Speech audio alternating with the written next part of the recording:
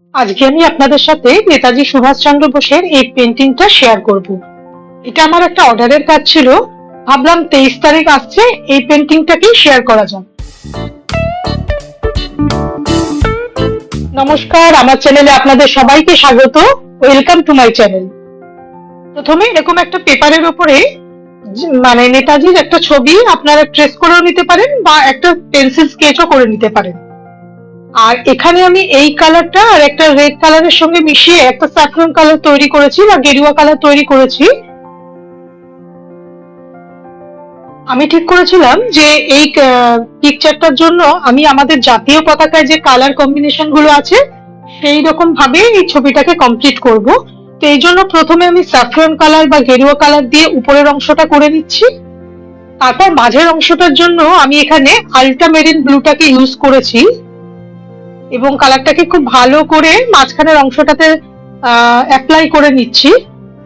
প্রথম কোটটা শুকিয়ে যাওয়ার পরে যদি প্রয়োজন হয় সেক্ষেত্রে আমি সেকেন্ড কোট একটা দিয়ে নেব।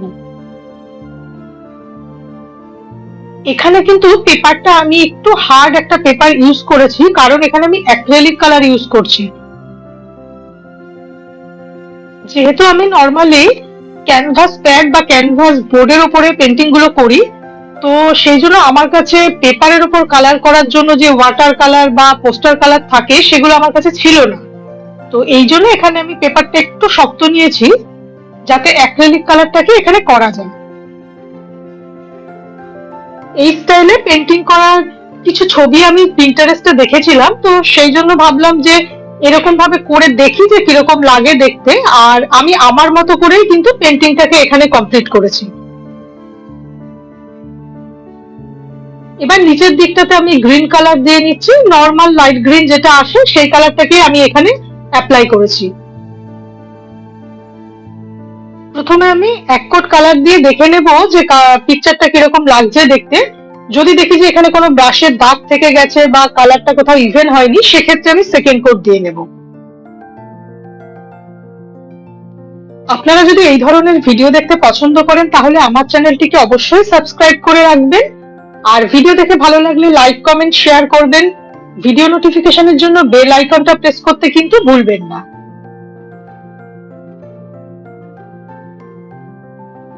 এবার ব্যাকগ্রাউন্ডের জন্য আমি একটা পেন্সিল নিয়ে নিয়েছি এবং পেন্সিলটাকে নিজের মতো করে সেট করে নিয়ে বা ফিক্সড করে নিয়ে এখানে আমি একটু কালার করে নিচ্ছি। আর ব্যাকগ্রাউন্ডের জন্য এখানে আমি গ্রে কালার একটা নিয়েছি। আপনারা কিন্তু ব্ল্যাক এন্ড হোয়াইট মিশিয়ে গ্রে কালারটা করতে পারেন বা আপনাদের পছন্দ মতো যে কোনো ধরনের কালারই দিতে পারেন। এবার একটা নাইফের সাহায্যে আমি কালারটাকে লাগিয়ে নিয়ে এটাকে খুব ভালো করে শুকিয়ে নেব। কালারটা দেওয়ার পরে এটাকে আমি খুব সাবধানে তুলে নিচ্ছি। আমাকে জানাবেন আইডিয়াটা আপনাদের কেমন লেগেছে। আবার নতুন একটা ভিডিওতে আপনাদের সাথে দেখা হবে। নমস্কার, ভালো থাকবেন।